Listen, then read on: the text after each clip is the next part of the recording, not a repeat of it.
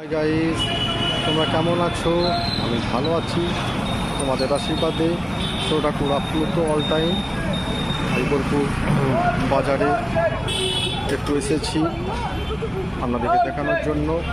এটা হচ্ছে মেডিপ্লাস শুধু দোকান এবং এটা হচ্ছে রাস্তা জামমনির মাঝখান থেকে রাস্তা, জামমনি থেকে আসছে, এদিকে দেখুন জামমনি থেকে আসছে রাস্তা, ঠিক আছে।